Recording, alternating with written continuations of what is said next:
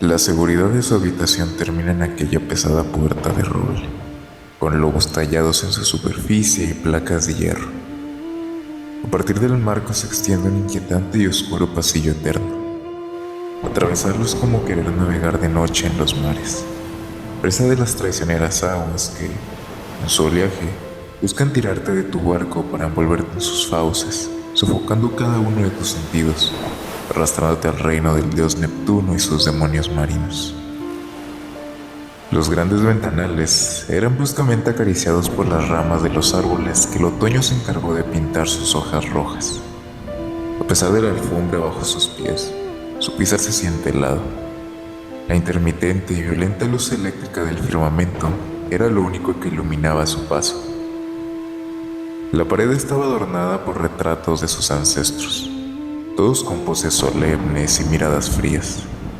A pesar de ser su familia, para él no eran más que extraños. Tenía un mayor vínculo con el conejo de ojos de botón que apretaba en su pecho, un regalo de cumpleaños de su madre. Con la velocidad de un rayo, el caos de afuera ya estaba dentro. Los fuertes vientos abrieron de par en par cada una de las ventanas. Las cortinas de seda se alzaban como fantasmas que danzaban sobre la cabeza del muchacho. Las hojas carmesí volaban a su alrededor como mariposas. El estruendoso sonido de aquel monstruo eléctrico hizo sobresaltar al pequeño. Con la fuerza de sus dedos, por accidente le arrancó un ojo a su amigo. Pero tal herida no lo detuvo de terminar de una vez con el recorrido de tan agobiante pasillo y correr escaleras abajo. Aquella mansión era demasiado grande para sus pequeños pasos. Sus plantas ardían con cada pisada y su corazón martillaba erráticamente en su pecho. Los vellos erizados de su nuca le decían que aquella cosa que entró por la ventana estaba pisándole los talones. El miedo empezó a brotar de su cuerpo en forma de lágrimas, pero una luz, distinta a la de arriba, le ofrecía un refugio, una luz cálida, proveniente de las brasas de la chimenea que iluminaba la silueta de un bello ser, un ángel, su madre. El niño y el conejo se aferraban al camisón de la mujer. Su rostro se ocultaba en las rodillas de su madre. La oscuridad en sus párpados no era problema mientras estuviera en sus brazos. Ella introdujo los dedos de su delicada mano en el cabello del pequeño, y con cada caricia que le daba, su corazón volvía a latir con normalidad. No tengas miedo, mi niño. El joven alzó la mirada y tras ese largo cabello del color de las nueces, estaban los primeros ojos que vieron sus ojos. Una vez que duermas, cuando despiertes, volverás a ver el hermoso sol de la mañana. Ella notó aquel tuerto conejo y lo tomó con delicadeza. ¿Qué pasó aquí? Él apenas se había dado cuenta de la herida de su compañero. No te preocupes por él. Estiró la mano a la mesa que estaba a su lado y tomó una pequeña caja de metal. De ella sacó un poco de hilo, aguja y un botón café. Ven, súbete a un lado mío y recuéstate. Duerme en lo que yo arreglo al señor Ojos de Botón.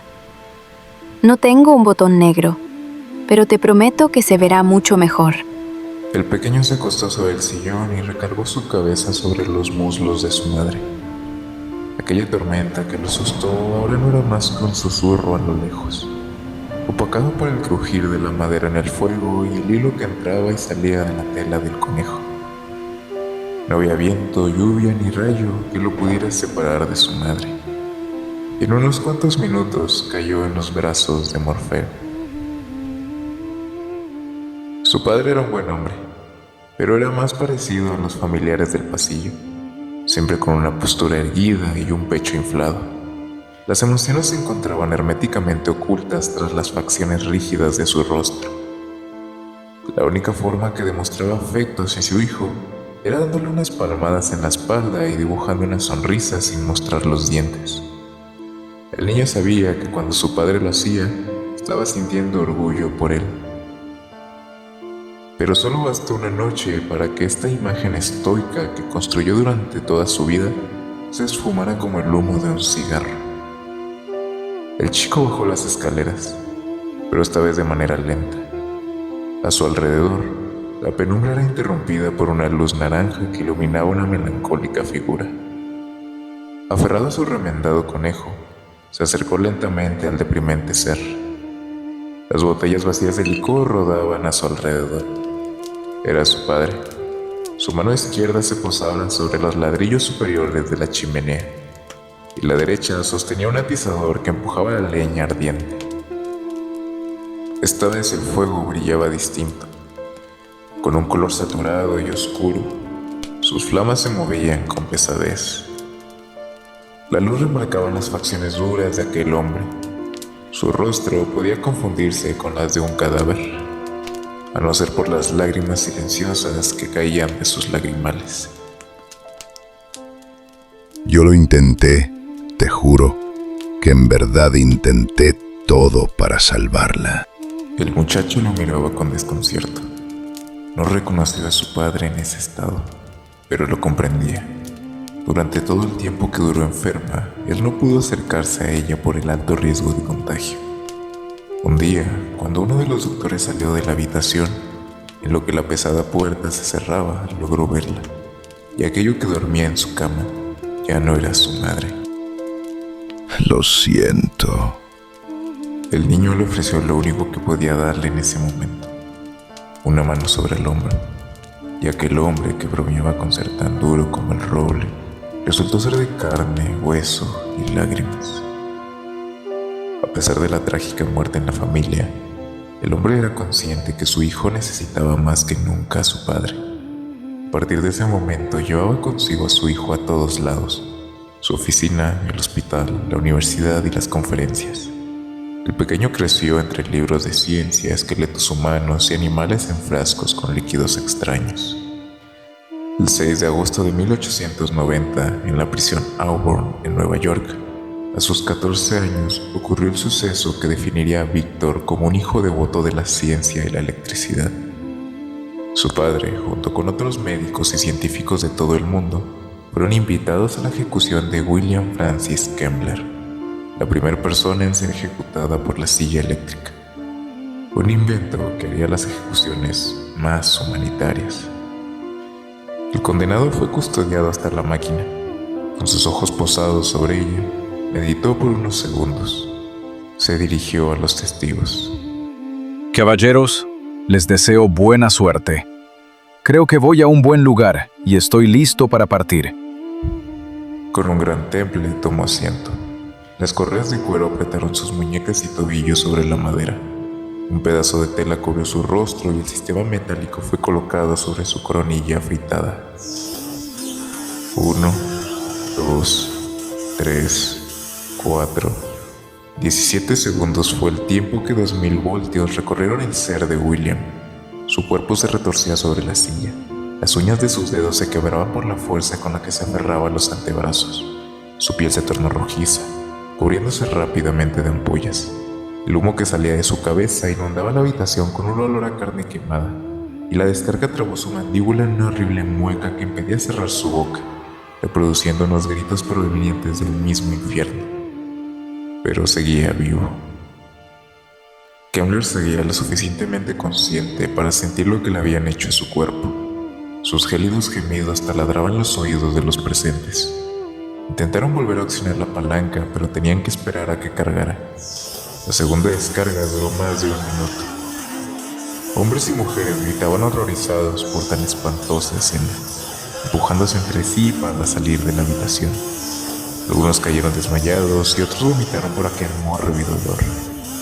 Pero entre tanto caos, ese niño que acompañaba a su padre no apartó su mirada del condenado. Era como si esa diabólica máquina hubiese hechizado al muchacho. Quedó tan fascinado por el poder de la electricidad. Si puede quitar vidas, quizá también pueda devolverlas. Y por un momento pensó en su madre. Por más que se haya esforzado, una vez más su padre no pudo protegerlo de la muerte. Con la intención de no distraerlo, Víctor iba dando unas suaves pisadas por el corredor. Con un plato de comida en la mano para su padre, abrió lentamente la puerta del estudio. La lámpara de petróleo anunció su entrada. La amarillenta luz revelaba lo que tenía enfrente. Con un pequeño recorrido, apuntó al escritorio. La luz rebotó sobre la pequeña fotografía monocromática de él de pequeño, que su padre siempre cargaba a todos lados. La linterna reveló el vaso de leche derramado sobre los documentos. Las gotas de líquido blanco remojaban las tablas del piso. Con el cuerpo recargado sobre el respaldo de la silla y su cabeza mirando a la entrada, los ojos vacíos de Henry Frankenstein recibieron a su hijo. A pesar de la edad, el viejo enterrador ofreció sus servicios gratis. Cada dolorosa tensión en sus músculos al cubrir de tierra la fosa era un agradecimiento del día en que Henry salvó la vida de su hija. Compañeros y profesores de la Academia de Medicina palmeaban la espalda del joven en señal de respeto. A pesar de desarrollar la misma profesión de su padre, también había heredado el gusto por la jardinería de su madre. Aquel enorme patio, cubierto por un verde campo de césped, arbustos, árboles frondosos y hermosas flores de varios colores, adornaban las tumbas de sus padres. El mundo de Víctor yacía bajo esa misma tierra. Aquel fuego, que ofrecía un cálido refugio en la mansión, no fue encendida nunca más. Aquellas paredes no eran más que el cascarón vacío que alguna vez fue su hogar. El alcohol y el frío del viento pintaron un tono rojizo sobre la nariz del joven. La baja temperatura parecía no inmutarlo. Ni siquiera recordaba el momento en que desnudó su torso. Su cuerpo era el reflejo del estado famélico que se encontraba su espíritu.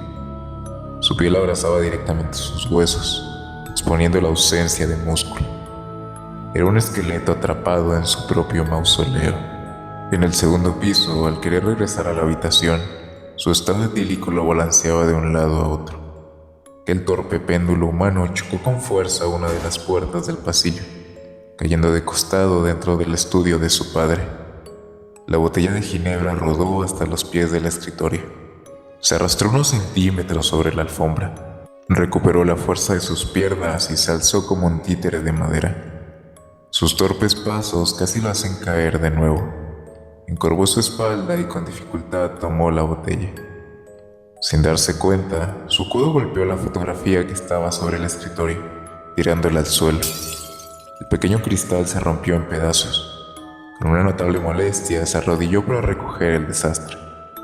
Tomó el retrato. Aquel niño sonriente irradiaba vida en su mirada. Cualquiera dudaría que alguna vez fueron la misma persona. Detrás de la imagen, entre la tapa del marco, estaba una llave escondida. La cabeza de la llave tenía la silueta de un lobo. El chico no reconocía qué puerta o cajón abría. Al reincorporarse, tomó la vela del escritorio y abriendo el segundo cajón a la izquierda sacó unos cerillos. Ya encendida, buscó entre los demás cajones y paredes alguna chapa en la que embonar la llave. Pasaron 2 horas y no hubo éxito.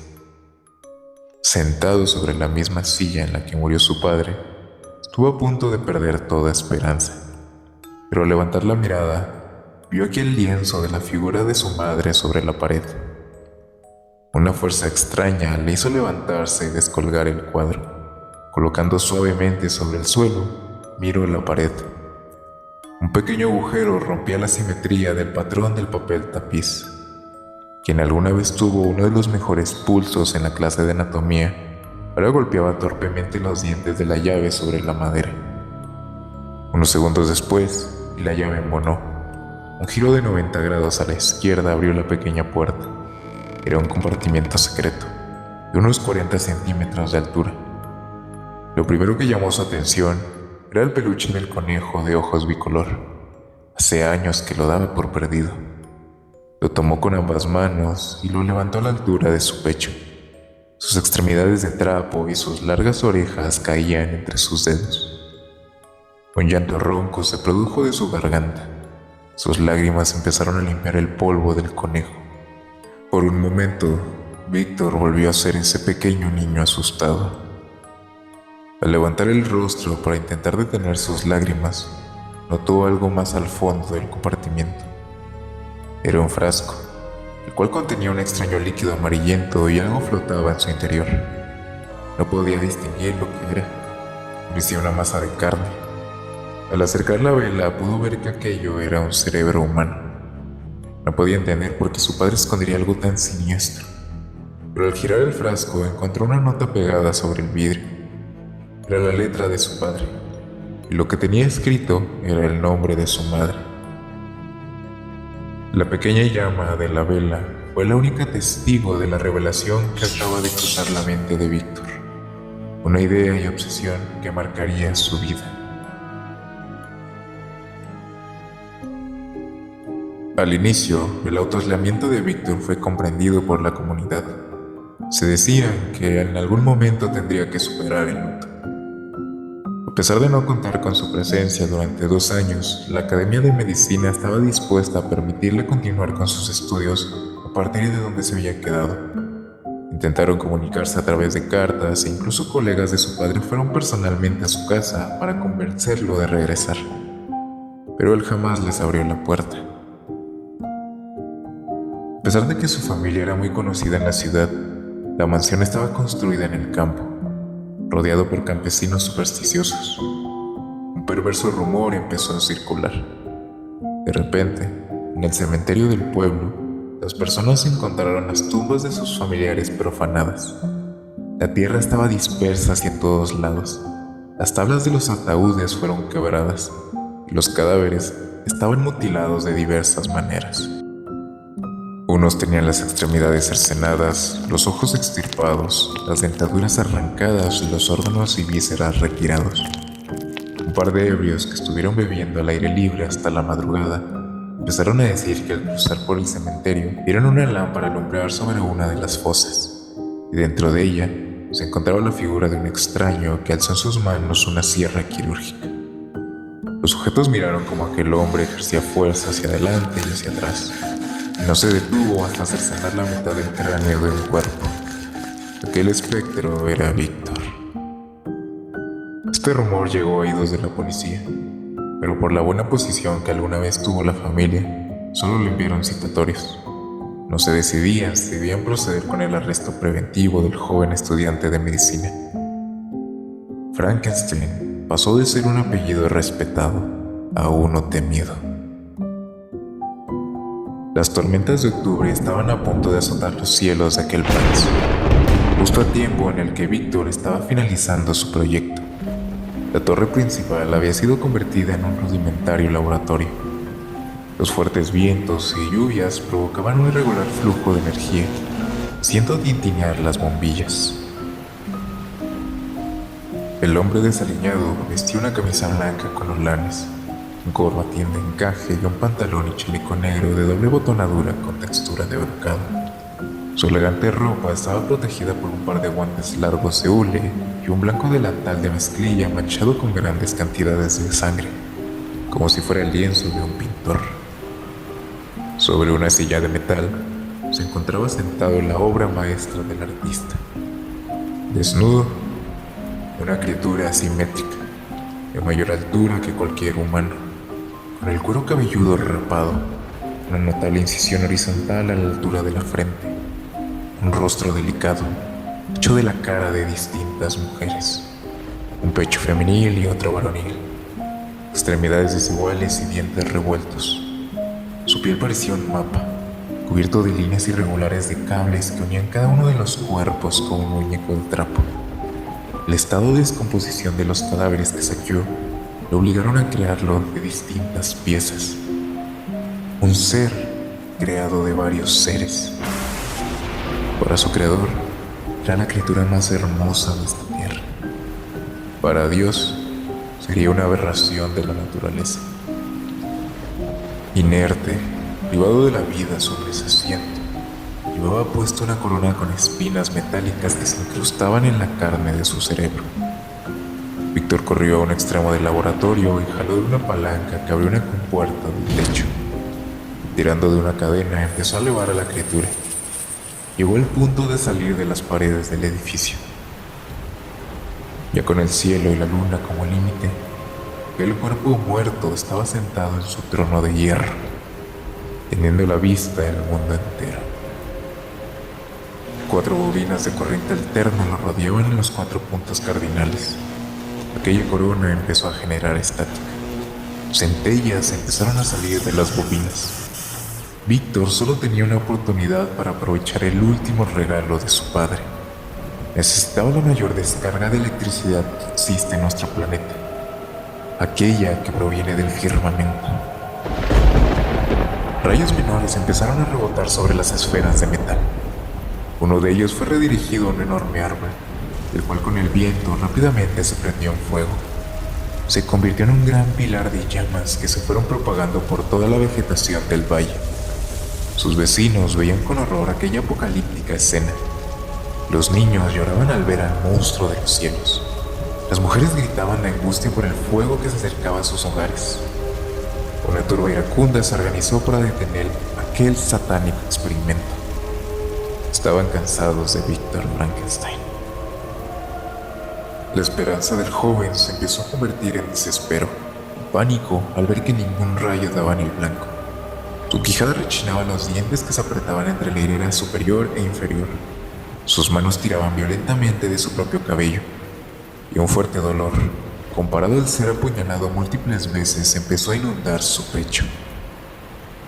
El experimento hubiera sido un fracaso, a no ser por ese gran rayo que atravesó las nubes y golpeó directamente sobre la corona. Ese rayo, que una vez lo aterrorizó de niño, ahora lo estaba deseando. La gran descarga prendió en fuego al ser. Un horrible grito femenino y masculino apagó el sonido de los truenos, recorriendo cada rincón del campo. El científico loco miraba al cielo. La lluvia se mezclaba con sus lágrimas. Era la única persona que al escuchar tan espantoso alarido se estaba riendo.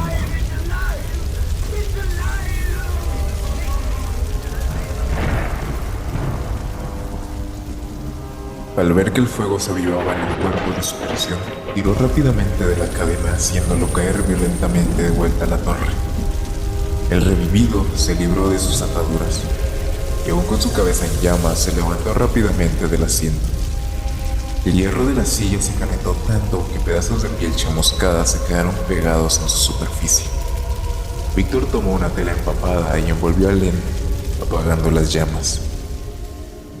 La colérica multitud se encontraba en la entrada de los aposentos del joven, golpeando ferozmente las puertas para que éstas cedieran. ¡Víctor, abre la maldita puerta! Discípulo de Satanás, impío Lucifer. Ellos llevaban en sus manos palos, picos, palas o cuchillos. Estaban decididos a terminar con todo esto. Una de las puertas cayó y lograron entrar. Recorrieron todos los pasillos y habitaciones de la descuidada mansión, hasta que dieron con la escalera que daba a la torre de donde salió ese demonio. El de su mano, con la palma de su mano y sin mayor esfuerzo, empujó a su creador varios metros dentro del laboratorio. El oxígeno entró por sus fosas nasales, quemando sus vías respiratorias y ensanchando a un mayor tamaño sus pulmones. Sus ojos resecos ardían con el aire. Sin el control de sus párpados, no sabía cómo cerrar ambos al mismo tiempo. El frío laceraba y contraía su piel. Con cada movimiento sentía cómo sus huesos se aferraban y enterraban en su carne. Las quemaduras de su piel le provocaron enormes ampollas que le hicieron experimentar lo que es el dolor. La presión atormentaba sus oídos con un infernal pitido. Su corazón latía tan fuerte que golpeaba una y otra vez su tórax, como si fuese un ser ajeno deseando salir, bombeando sangre por cada una de sus venas. Y los pensamientos, el solo hecho de ser consciente de su existencia, dolía.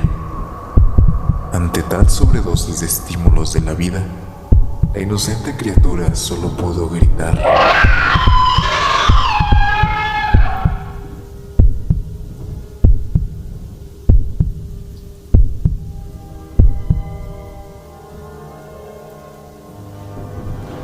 El hombre se puso de pie y corrió tras su creación. Quería tranquilizarlo, hacerlo entender que todo estaba bien, que estaba en casa. Con sus manos tomó el rostro irregular, lo miró directo en los ojos. Detrás de todas esas pieles, carne, músculos y huesos, Víctor estaba buscando a su madre. Pero su cerebro pasó demasiado tiempo en ese frasco, por lo que también se vio obligado a mezclarle la materia gris ajena de las tumbas. Los campesinos seguían subiendo las angostas escaleras. Los primeros lograron ver tan bizarra escena entre el diablo y su demonio, pero las bobinas seguían encendidas allá arriba. Los rayos seguían cayendo sobre sus estructuras. Uno de ellos se redireccionó directo a la torre, prendiéndola en fuego. La madera empezó a ser consumida. Las personas tuvieron que huir de aquella trampa de madera.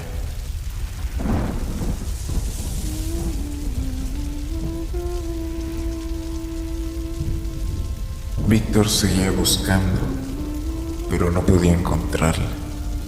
Detrás de esos bicolores y asustados ojos llorosos, entendió que ese hermoso ser no era su madre y ninguno de los difuntos que les arrancó pedazos. Era una criatura nueva, un niño asustado, como aquel al que le aterraban los rayos. Por primera vez se dio cuenta en el monstruo que se convirtió y en el daño que le había provocado a su hijo. Como único y último acto de amor que él como padre pudo ofrecerle a su hijo, lo envolvió en sus brazos con un sincero abrazo, acariciando lentamente la parte posterior de su cabeza, mientras las llamas los empezaban a rodear.